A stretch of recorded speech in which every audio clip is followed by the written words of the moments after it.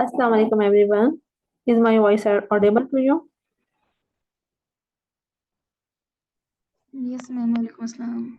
Okay, I appreciate you all that you all joined the class again immediately. But I would like to especially appreciate Muhammad Hussain. Whenever I share the link, he immediately joins without wasting even a single second. So you should also all try. Although this time you are all joined almost immediately, but try to save the time as much as you can. Thank you. Okay, we were talking about the movie. Have you watched the movie? Did I share in these 10 minutes? Yes, ma'am. Very good. I like your attitude. Uh, that's good. So first time you can own the subtitles, but the next time it's good that if you can grasp each and every word without subtitle in the first attempt. But it's okay if you can't. मतलब अगर आप नहीं कर सकते ना तो कोई issue नहीं है, आप सबटाइटल ऑन करें और इस वीडियो को देखें, लेकिन आपने फिर सेकेंड टाइम में ऑफ कर देना है सबटाइटल, वॉच विदाउट सबटाइटल्स। और फिर आपने और करना है कि आप सारे वर्ड्स को सुन पा रहे हैं, सारे जो डायलॉग्स हैं उनको ग्रास्प कर पा रहे हैं या नहीं कर पा रहे हैं। सेकेंड टाइम जब आप सुन रहे होंगे तो आप साथ ये काम भी कर सकते हैं कि आप सारे न्यू वर्ड्स और एक्सप्रेशन को नोट कर लें। लेकिन सम टाइम ये होता है कि हम चूंकि सुनने में बिजी होते हैं तो हम नहीं नोट कर पाते, तो फिर आप थर्ड टाइम देखेंगे and note down all expressions and words. अच्छा, मैं आपको एक बात बता दूं, कुछ वर्ड बहुत कॉमन होते हैं, हमें भी उनकी मीनिंग पता होता है और हमें उनकी समझ भी आ रही होती है, लेकिन वो हमारे यूज में उस तरह से नहीं होती जिस तरह से डायलॉग्स में किया जाता है, तो हमने वो यूज भी नोट करना है। फॉर एग्जाम्पल, मैं एक एग्जाम्पल देती हूँ। रेजिस्ट वर्ड, आप सबको इसका मीनिंग भी आता है, आपने कहीं ना कहीं सुना हुआ। रेजिस्ट होता है खुद को रोकना, बचाना। अब ये वर्ड हमें इसका मीनिंग भी आता है, हमने इसको यूज भी किया हुआ है, हम इसको कहीं ना कहीं यूज करते हैं। लेकिन एक सीन मैंने देखा था एक मूवी में, वो मूवी में मैं आपसे शेयर करूंगी। उसमें जिस जिस सिचुएशन में उस पर्सन ने यूज किया, तो मैंने रियलाइज किया कि शायद अगर मैं इस पर्सन की जगह होती तो मैं इस सिचुएशन में ये वर्ड यूज ना करती। सिचुएशन ये थी कि वो बच्चे एक डार्क प्लेस में गए हैं, वहां पे कोई चीज हिलती है ना, तो जब सबसे आगे बच्चा होता है वो डर जाता है। जब वो डर के चीख मारते हैं तो उसके सारे इर्द गिर्द वाले बच्चे भी चीख मारते हैं। अब वो ये कह सकता है सॉरी, आई वॉज स्केयर्ड, मैं डर गया था, या इस तरह से वो कुछ भी कह सकता था, लेकिन उसने कहा सॉरी आई कुडंट रेजिस्ट। तो ये अपोलोजाइज करने का बहुत प्यारा तरीका था उसका, मुझे अच्छा लगा। तो उसने कहा कि सॉरी, मैं मतलब अपने आप को रोक नहीं सका, मैं डरा तो मेरे जैसे आप लोग भी डर गए। Sorry I couldn't resist. कभी कभी होता है हमें कि किसी की बात पे हंसी आ जाती है इतनी सीरियस सिचुएशन में, तो हम तब भी कह सकते हैं सॉरी आई कुडंट रेजिस्ट, मतलब मुझे हंसी आ गई, मुझे हंसना नहीं चाहिए था। तो ये एक अपोलोजाइज करने का बहुत अच्छा तरीका है, आई कुडंट रेजिस्ट।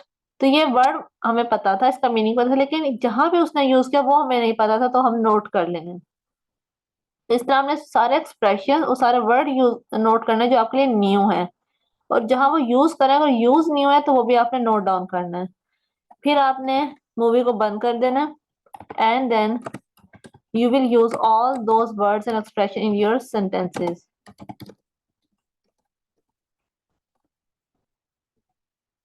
एक बात याद रखिएगा, मैं रिकमेंड करती हूँ कि आप लोग जब यूज करें अपने सेंटेंसेस में, तो आप 3 सेंटेंसेस एटलीस्ट बनाएं।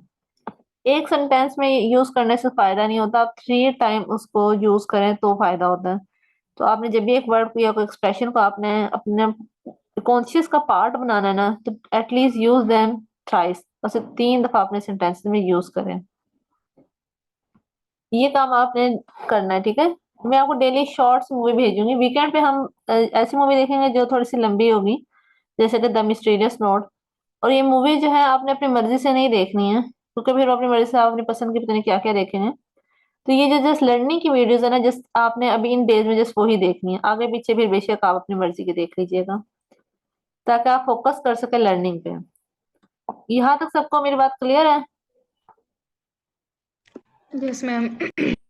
चलिए अच्छा, अब हम आगे एक चीज पढ़ते हैं, थोड़ी सी वो मैंने डिस्कस करना चाह रही हूँ। आई नो कि you all are very competent about that topic, लेकिन फिर भी मैं उसको स्लाइटली सा दोबारा रिवाइज करना चाहती हूँ।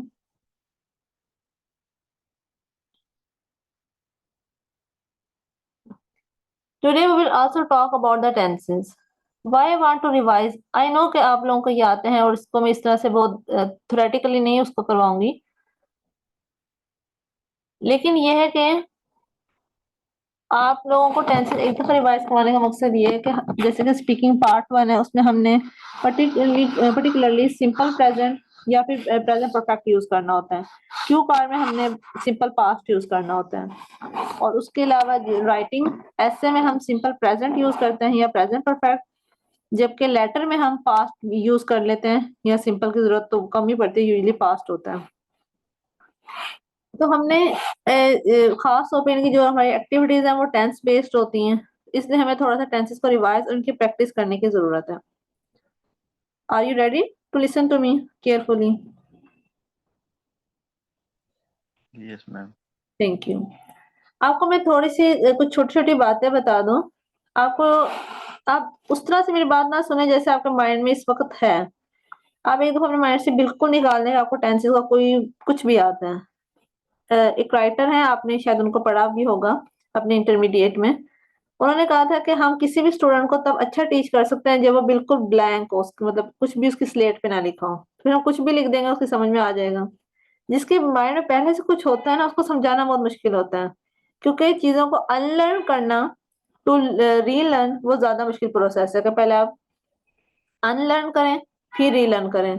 डायरेक्ट लर्निंग आसान होती है, इसलिए आप खुद ही से चीजों को पहले अनलर्न कर दें, निकाल दें, ताकि जो भी मैं सिखाऊं आप सीख सकें। अच्छा, मुझे बताएंगी, सबा बताएंगी। सबा मुझे बताएंगे टोटल टेंसेस कितने होते हैं? स्पीड से बताना, हमारे पास टाइम कम है और मैंने सारी आज ही रिवाइज करवा दें। मैम टोटल टेंसेस 3 होते हैं और आगे से उनकी जो ब्रांचेस होती हैं वो 4 होती हैं, मिलके वो 12 बन जाते हैं। थैंक यू सबा, आपने बहुत डिटेल आंसर दिया। मुझे अच्छा लगा कि आपने स्टार्ट में कहा कि 3 होते हैं टेंसेस। अल्लाह ताला ने ना इस जमाने ना जी वेरी गुड टेंसेस किसी ना लैंग्वेज का नहीं, सही नहीं कि किसी लैंग्वेज ने जिसने ग्रामेरियन उन्होंने नहीं टेंसेस बनाए थे, इस जमाने तो अल्लाह ने बनाए हैं। और अल्लाह ने ना 3 ही जमाने बनाए हैं, गुजरा हुआ, आने वाला और जो मौजूदा है। हम जो कहते हैं ना 12 टेंसेस है, हम गलत वर्ड यूज करते हैं। टेंसेस सिर्फ 3 ही होते हैं, वो कोई भी लैंग्वेज हो, कोई भी टाइम पीरियड हो, कोई भी एरा हो, किसी भी दौर में जमाने में हमेशा 3 ही रहे हैं। अच्छा, ये जो चीजें होती है ना सिंपल, कॉन्टिन्यूस, परफेक्ट, जिसको सबा ने इसके लिए वर्ड ब्रांचेस यूज किए हैं, ये बेसिकली इनके लिए वर्ड यूज होता है एस्पेक्ट्स। ये क्या होते हैं? Aspects of tenses. इसकी मैं एग्जांपल इस तरह से देती हूँ, जैसे एक हमारे पास डे है, आज ट्यूसडे है, वैसे इट्स अ वेडनेसडे। तो अब वेडनेसडे में आप इसको डिफरेंट पर्सपेक्टिव से देख सकते हैं। अगर सन राइज हो रहा होगा तो आप कहेंगे okay it's a morning time.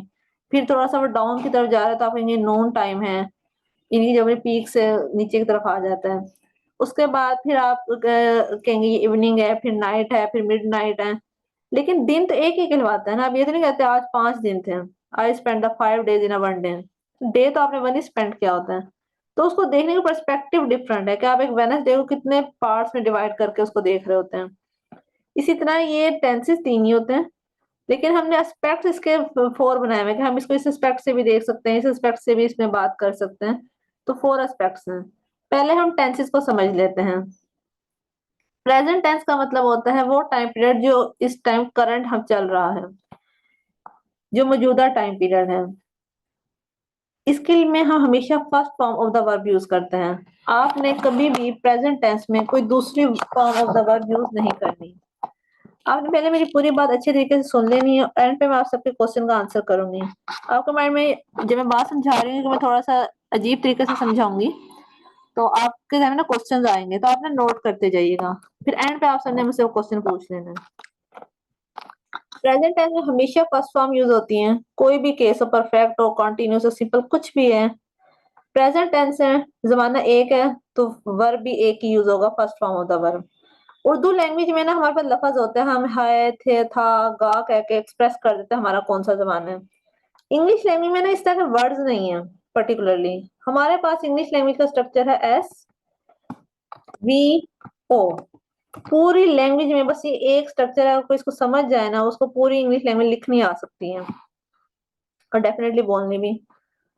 आपने हर बात आप इसने करनी है कि पहले आप जिसके बारे में बात हो रही है उसका जिक्र करें, जो बात हो रही है फिर उसका जिक्र कर दें, आपका सेंटेंस बन गया।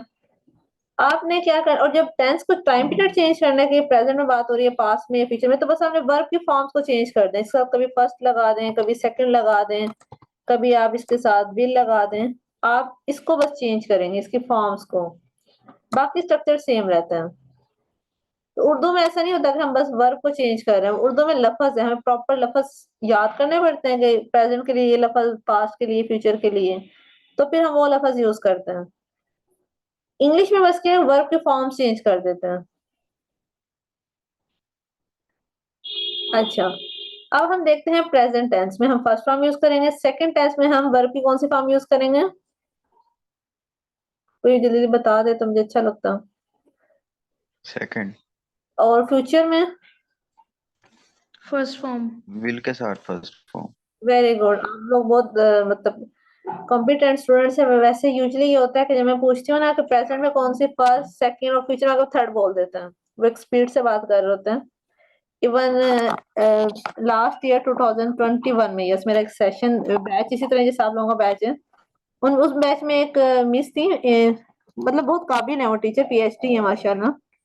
उस टाइम पीएचडी कर रही थी कंप्यूटर साइंस में। उनसे मैंने पूछा ना, तो उनका कि फर्स्ट, सेकंड और थर्ड। तब मुझे बहुत हंसी आई, उनका पीएचडी वाले लोग भी कह रहे हो, लेकिन ये बाय मिस्टेक हो जाता है स्पीड से बताते हुए ना, फर्स्ट, सेकंड, थर्ड। लेकिन हमने अच्छा क्या क्या पूरी बात बताइए कि विल के साथ फर्स्ट फॉर्म यूज करते हैं। अच्छा, तो ये हमें याद रखना है हमेशा, इससे आपने ना कभी भी डाइविएट नहीं होना। चाहे वो कोई भी एस्पेक्ट है, कुछ भी, आपने ये तीनों ही इस तरह यूज करना है कि प्रेजेंट में फर्स्ट, पास्ट में सेकंड, फ्यूचर में विल के साथ फर्स्ट फॉर्म। अच्छा, इनडेफिनेट का क्या मतलब होता है? अब हम इन चारों को समझ लेते हैं। टेंस से हट के, जो प्रेजेंट का है, ये पास्ट का, फ्यूचर का, जो भी होना, अगर वो सिंपल है। इनडेफिनेट का मतलब होता है कि टाइम डिफाइंड नहीं है। जैसा कि अगर मैं आज की बात कर रही हूँ और मैं टाइम को डिफाइंड नहीं करती, मैं उसमें क्या कहूंगी कि for example I want to mention my habits, my routine. I want to say कि आई टीच आई स्टूडेंट्स। अब ये टाइम डिफाइंड नहीं है कि मैं कब पढ़ाती हूँ, मैं सुबह के टाइम, रात के टाइम, या मैं आज पढ़ाती हूँ, या कल, या हमेशा पढ़ाऊंगी, कब से पढ़ा रही हूँ। बस मैंने कहा कि आई टीच आई स्टूडेंट्स। इसका मतलब है कि मैं टाइम को डिफाइंड नहीं कर रही हूँ, स्पेसिफिक नहीं कर रही हूँ। मेरा टाइम, एक मैंने अनलिमिटेड टाइम को जो है इसमें कंपास कर दिया।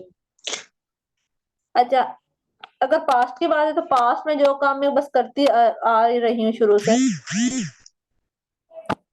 पास्ट सिंपल होगा। प्लीज अपने माइक को अगर आप लोग म्यूट रखें, थैंक यू। अच्छा, इसके लिए मैं वर्ड सिंपल यूज करती हूँ। सिंपल यूज क्यों करती हूँ कि हमने कैसे पता चलेगा कि हम प्रेजेंट में जो बात कर रहे हैं या पास्ट में, फ्यूचर में, वो हम इनडेफिनेट टाइम की बात कर रहे हैं। उसकी निशानी ये होती है कि कोई हम हेल्पिंग वर्ब यूज नहीं करते, नो हेल्पिंग वर्ब। यानी कि जो स्ट्रक्चर है ना, SVO, सिंपल यही स्ट्रक्चर रहता है। हमने इसमें कोई helping verb, is, are, am, was, were, has, have, had, या कोई modal verb, will, can, could, ये चीजें यूज नहीं करनी। बस हमने नो हेल्पिंग वर्ब, किसी किस्म का हमने हेल्पिंग वर्ब यूज नहीं करना। हमने सिंपल क्या करना है, सब्जेक्ट लगाना है, वर्ब और उसको ऑब्जेक्ट लगा देना है। कॉन्टिन्यूस में हमने क्या करना है, कॉन्टिन्यूस में हमने क्या करना है, ये रिफ्लेक्ट करता है कि जो हमारा टेंस है, ये जो हम बात कर रहे हैं, हमारा काम है, सॉरी टेंस नहीं, जो हमारा एक्शन है, ये जो भी हम बात कर रहे हैं वो जारी है, कंटिन्यू में है, मुसलसल गोइंग ऑन है। याद रखिएगा पूरी इंग्लिश लैंग्वेज में, चाहे वो टेंस से समटाइम नहीं भी होता, वो जैसे फ्रेज होती है, जहां भी कंटिन्यूटी का जिक्र आ जाए ना, गोइंग ऑन का, आपने फर्स्ट फॉर्म के साथ ING लगा देना है। जैसे कि फाइंडिंग, फाइंडिंग आ बुक, एक बुक ढूंढते हुए, आई लॉस्ट, मैं खो गई कहीं सोचो में। तो अब यहाँ भी ये कोई टेंस की वजह से मैंने फाइंडिंग नहीं लगाया, ये वैसे मैंने एक फ्रेज अपनी बनाई है। तो मेरा मतलब है कि जहां भी काम कंटिन्यू ना, कि मैं बता रही हूँ बुक ढूंढते ढूंढते मेरे साथ ये हुआ, तो वो काम जारी था उस लम्हे में। तो जिस लम्हे में कोई काम जारी होने की जिक्र है, तो आपने हमेशा फर्स्ट फॉर्म लगानी है। फाइंड फर्स्ट फॉर्म होती है, found second, found third form. तो फर्स्ट फॉर्म के साथ ING आपने पुट कर देना है। Is it clear? Yes ma'am. अच्छा, परफेक्ट में हमने क्या करना होता है, जैसे कि आपको पता है फाउंड द वर्ब 3 होती हैं, फर्स्ट, सेकंड, थर्ड। थर्ड पे जाके फॉर्म द वर्ब्स कंप्लीट हो जाती है, वैसे निशानी के लिए बता रही हूँ। तो इसी तरह ही आपने परफेक्ट में फॉर्म कौन सी यूज करनी है, third form of the verb use करनी है। परफेक्ट का मतलब है कंप्लीशन, काम मुकम्मल हो गया, चाहे वो प्रेजेंट में मुकम्मल हो या फ्यूचर में जाके मुकम्मल होना उसने, पास्ट में काम मुकम्मल जब हमने का इजहार करना है तो हमने फॉर्म थर्ड लगा देनी है। अच्छा, इस लास्ट वाले को मैं अभी नहीं मेंशन कर रही क्योंकि थोड़ा सा कॉम्प्लिकेटेड भी है और उसकी हमें आयल्स में ऑलमोस्ट जरूरत पड़ती नहीं है और डेली लाइफ में भी जरूरत नहीं पड़ती। मैं पर्टिकुलर आयल्स वर्ड वैसे यूज कर देती हूँ।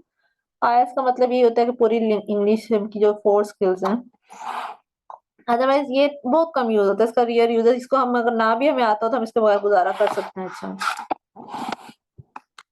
इसलिए पहले हम 3 की प्रैक्टिस करेंगे, कभी आ जाके किसी स्टेज पे हम इसको भी डिस्कस कर लेंगे। अच्छा, अब आप थोड़ा सा इनको मिलाएं सबको। ये देखें आपके सामने ये है ना टेंसेस का टेबल।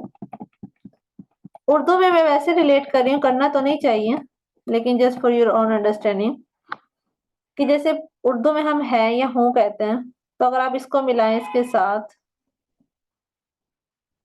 ता है तो ये बन जाएगा सिंपल प्रेजेंट, ता था सिंपल पास्ट हो जाएगा, करूंगा तो ये सिंपल फ्यूचर हो जाएगा। रहा के साथ आप है को मिलाएं, मिलाएं जरा, तो रहा है एक आपका प्रेजेंट कॉन्टिन्यूस बन गया, रहा था पास्ट कॉन्टिन्यूस, रहा होगा फ्यूचर कॉन्टिन्यूस। यानी कि अगर हम एस्पेक्ट को टेंस से मिलाते हैं तो हमारी थॉट पूरी हो जाती है।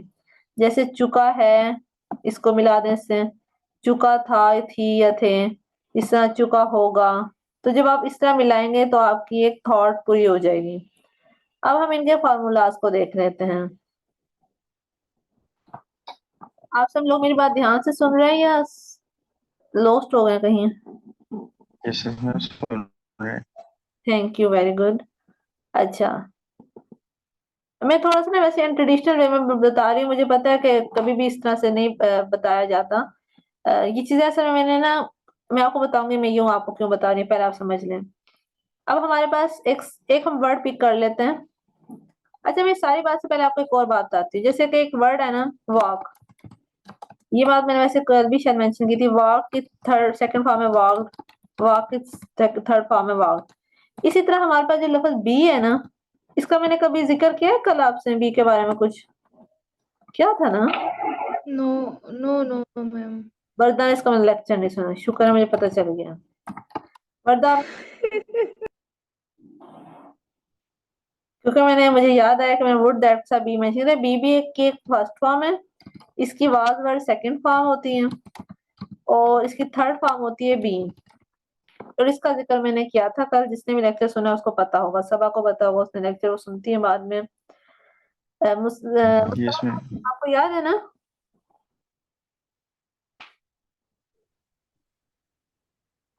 तुमको भी याद होगा, उम्मीद है मुझे। अच्छा, तो बस याद रखना है कि इसको हम मिटा लेते हैं। इसी तरह ना हैज हैव हैड की भी फॉर्म होती हैं, उनको भी मैं मेंशन करती हूँ। हैज फर्स्ट फॉर्म होती है, हैव भी फर्स्ट फॉर्म है, वो according to singular plural use होता है। हैड थर्ड फॉर्म है और हैड थर्ड फॉर्म है। ठीक है, तो ये हैज हैव हैड की भी 3 फॉर्म्स होती हैं। तो ये भी एक लफ्ज है, इनकी भी प्रॉपर फॉर्म्स होती है, जो भी वर्ब होता है उसकी फॉर्म्स जरूर होती हैं। आपको मैं वैसे सिर्फ समझाने के लिए बात करें कि जो बी है ना, ये टेंसेस का ना फ्रेंड है, इसे बस आप इस बात को याद रखिएगा। जो टेंसेस है उनका दोस्त बी है, या कुछ केसेस में वो हैज हैव से भी दोस्ती कर लेता है। हैज हैव एक ही चीज है, बस वो सिंगुलर प्लूरल की वजह से 2 वर्ड्स यूज करने पड़ते हैं। अच्छा, हम नीचे आ जाते हैं, बात मैंने आपको वैसे बताई है। मैं आपको ये बता रही हूँ कि हम एक वर्ड पे लफ्ज लेते हैं, वर्ड जैसे कि रीड, या हम ले लेते हैं राइट, और हम उससे सारे सेंटेंसेस सीखते हैं। अब हमने प्रेजेंट सिंपल प्रेजेंट बनाना है, यानी कि हम सब्जेक्ट लगाएंगे आई और वर्ब की कौन सी फॉर्म लगाएंगे, फर्स्ट फॉर्म, क्योंकि प्रेजेंट शो करना है ना, तो फर्स्ट फॉर्म लगाएंगे राइट अ लेटर। और हमने यहाँ पे कोई हेल्पिंग वर्ब यूज नहीं किया, ये बात इंडिकेट कर रही है कि ये हमारा सिंपल टेंस है, यानी कि ये इंडेफिनिट है क्योंकि यहाँ पे कोई हेल्पिंग वर्ब नहीं आ रहा। आई राइट अ लेटर। अब इसको हम पास्ट में करेंगे, आई रोट अ लेटर, और हम इसी तरह ही फ्यूचर में करेंगे, I will write a letter. Will जो है ना ये कोई हेल्पिंग वर्ब नहीं है, इसको मॉडल वर्ब कहते हैं। मैंने हेल्पिंग वर्ब, ये तो मिलके ही फ्यूचर बनता है ना, तो ये उसका हिस्सा ही है, ये कोई अलग चीज नहीं है, मॉडल वर्ब है। लेकिन हेल्पिंग वर्ब मैंने ना यहाँ यूज किया, ना यहाँ यूज किया, ना यहाँ यूज किया, जिससे पता चल रहा है कि जो मैं बात कह रही हूँ फर्स्ट फॉर्म से पता चल रहा है कि मैं प्रेजेंट में बात कर रही हूँ, और बात में अपनी डेली रूटीन की कर रही हूँ कि मैं खत लिखती हूँ, मतलब मेरी डेली रूटीन है। रोड से पता चल रहा है कि मेरा सेकंड फॉर्म है, यानी कि मैं पास्ट की बात कर रही हूँ, और पास्ट में मैं काम करती थी, मैंने खत लिखा था, यानी कि ये कोई डिफाइंड टाइम पीरियड नहीं कि कल या किस दिन, बस मैंने लिखा था। और फ्यूचर में लिखूंगी, उसमें टाइम डिफाइंड नहीं है, बस कभी भी फ्यूचर में मैं खत लिखूंगी। अच्छा, अब कॉन्टिन्यूस की तरफ आ जाते हैं। कॉन्टिन्यूस में आपने बनाना है प्रेजेंट कॉन्टिन्यूस। यहाँ पे मैं फिर से लिख देती हूँ, प्रेजेंट कॉन्टिन्यूस आपने बनाना है। अब आपने एक फॉर्म लिखी, आई, आपने एक वर्ड लिखा, sorry, I write a letter लिख देती हूँ फिलहाल। अच्छा, अब आपने, आपके पास एक वर्ब है ये राइट, और आपने यहाँ क्या बनाना है, प्रेजेंट की वजह से, ये बात वैसे समझने के लिए, प्रेजेंट की वजह से आपने फर्स्ट फॉर्म लगानी है। जैसे कि मैंने बताया था कि प्रेजेंट में फर्स्ट फॉर्म आती है, ताकि पता चले कि मैं प्रेजेंट बना रही हूँ। और कंटिन्यूस की वजह से भी आपने first form of the verb plus आपने आईएनजी लगाना है। यानी कि हमें दो तरह के वर्ब चाहिए, कि ताकि एक वर्ब के साथ हम फर्स्ट फॉर्म लगाए, पता चले कि हमारा प्रेजेंट है। तो इसमें लफ्ज तो होते हैं ना इंग्लिश लैंग्वेज में, क्योंकि हम लफ्ज लगा दें, हमने वर्ब की ही फॉर्म्स लगानी है। जैसे कि यहाँ पे मैं राइट के साथ ही फर्स्ट फॉर्म में मैं आईएनजी लगा देती हूँ, राइटिंग। अब यहाँ पे मुझे कुछ लगाना है, वो भी फर्स्ट फॉर्म लगाने तक इंडिकेट हो सके कि प्रेजेंट है, क्योंकि आपको पता है कि ये स्ट्रक्चर तो यहाँ पर भी लगेगा, पास्ट में भी हम इस तरह लिखेंगे, फ्यूचर में भी इसी तरह लिखेंगे। देखिए ना, कंटिन्यूस तो मैंने फ्यूचर में भी बनाना है, पास्ट कंटिन्यूस बनाना है, यहाँ पे मैंने बनाना है पास्ट कंटिन्यूस, यहाँ बनाना है मैंने फ्यूचर कंटिन्यूस। ये मैं कंटिन्यूस की वजह से मैंने यहाँ फर्स्ट फॉर्म के साथ आईएनजी लगा दिया, हमें कंटिन्यूस था तो फिर फर्स्ट फॉर्म के साथ आईएनजी लगा दिया, हमें कंटिन्यूस था तो मैंने फर्स्ट फॉर्म के साथ आईएनजी लगा दी। ये कैसे पता चलेगा कि ये प्रेजेंट की बात है, ये पास्ट की, ये फ्यूचर की? इसका मतलब मुझे यहाँ प्रेजेंट की वजह से कोई फर्स्ट फॉर्म लगानी है, या पास्ट की वजह से कोई सेकंड फॉर्म, और फ्यूचर की वजह से कोई second form of the verb लगानी है। वर्ब तो एक ही था, राइट? तो जब भी कोई ऐसा प्रॉब्लम होता है ना, तो इंसान हमेशा अपने दोस्त को याद करता है, तो हमने इसलिए यहाँ पे बी का यूज करते हैं। बी की फर्स्ट फॉर्म क्या होती है? इज, आर, एम में से कोई आप लगा दें अकॉर्डिंग टू योर सब्जेक्ट। अगर आई है तो यहाँ पे एम आ जाएगा, अगर आपका ही होता तो इज या शी इज, और अगर दे यू होते तो फिर हम आर लगा देते। अब चूंकि हमारे पास आई है तो इसको मैं मिटा रही हूँ और यहाँ पे खाली एम लिख रही हूँ, आई एम। ये am basically first form of the verb है, जो शो करती है कि ये हमारा टेंस प्रेजेंट में है। ये शो करेगा यहाँ पे वाज कि ये पास्ट में है। बी की सेकंड फॉर्म मैंने लगाई है टू इंडिकेट दैट ये मेरी जो बात है ये पास्ट में है, और ये फर्स्ट फॉर्म से आईएनजी ये कॉन्टिन्यूस एस्पेक्ट के लिए लगाया है। पहला वर्ब हम टेंस को शो करने के लिए लगाते हैं, दूसरे वर्ब की जो हम फॉर्म बनाते हैं वो हम एस्पेक्ट को इंडिकेट करने के लिए लगाते हैं। फ्यूचर में हम, फ्यूचर कैसे बनता है? विल के साथ फर्स्ट फॉर्म, विल के साथ फर्स्ट फॉर्म लगा दी।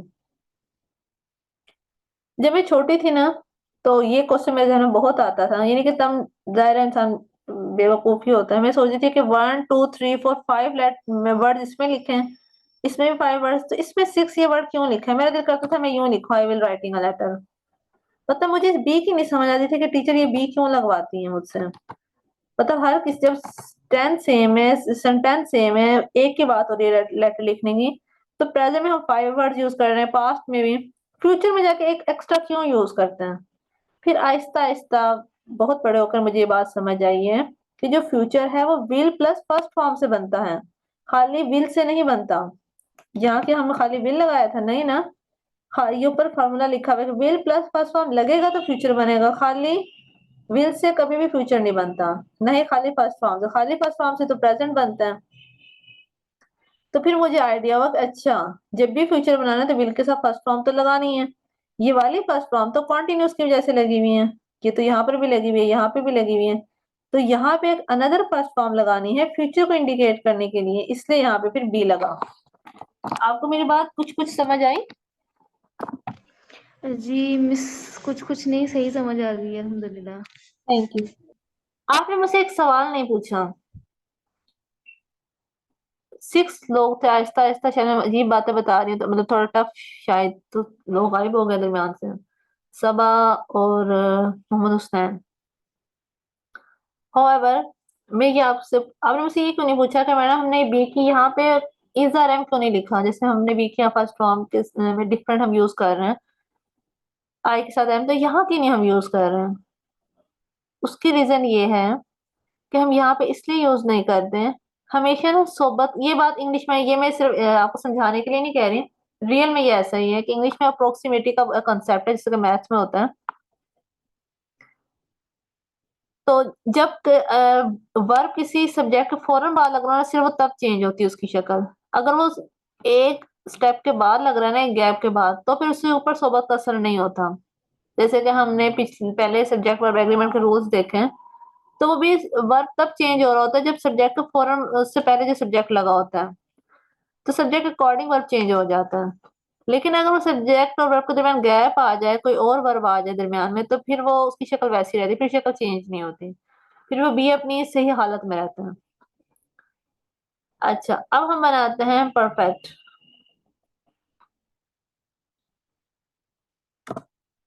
परफेक्ट में हमने बनाना है प्रेजेंट। अब बनाएंगे सबसे पहले वर्दा, क्योंकि वर्दा ने कहा था कि उसको समझ आ गई है।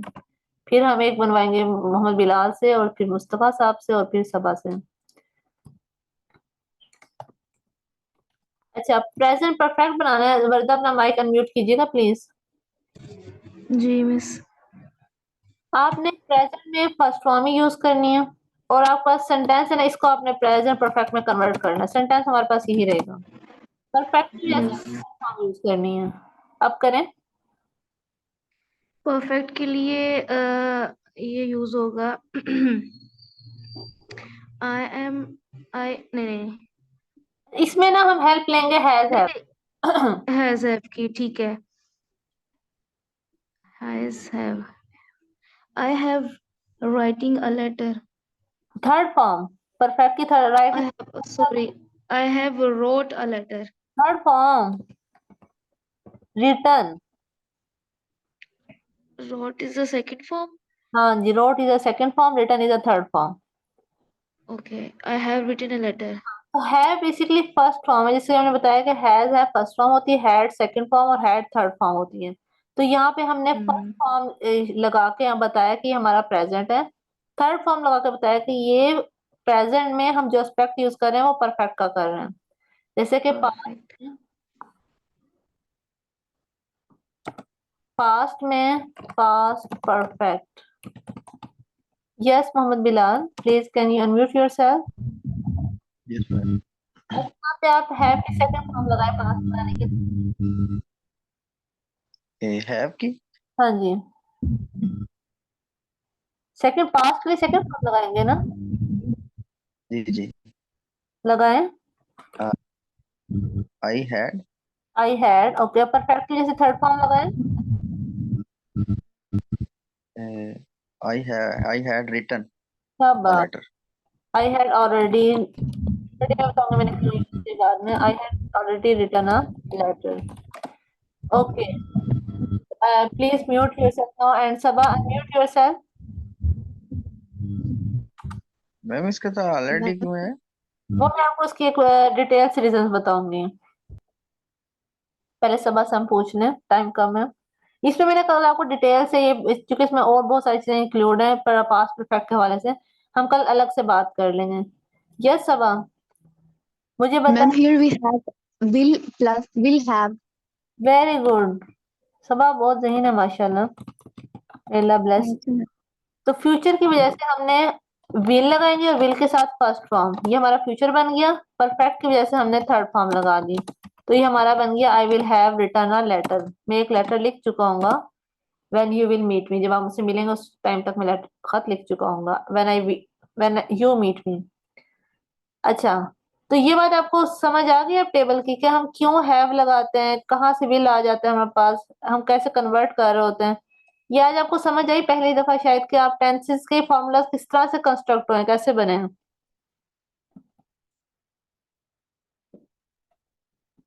Are you getting?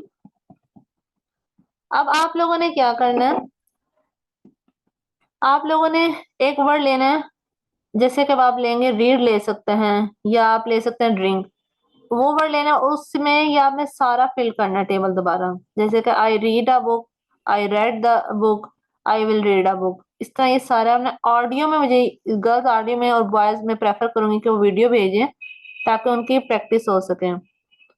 तो आपने क्या करना है, पूरे मतलब डिफरेंट 5 वर्ड्स लेने हैं, ड्रिंक ले लें, वॉक ले लें, जो भी आप लेना चाहें डिफरेंट वर्ड्स लें और उस वर्ड से आपने पूरे टेबल को फिल करना है। इस तरह से आपकी प्रैक्टिस हो जाएगी। फाइन। Okay ma'am. आज हमने बात की है letter formal, semi formal letters पे, उसके अलावा हमने लिसनिंग पे बात की थी, उसके अलावा हमने रीडिंग की बात की, उसके अलावा हमने सारे टेंसेस को रिवाइज किया है।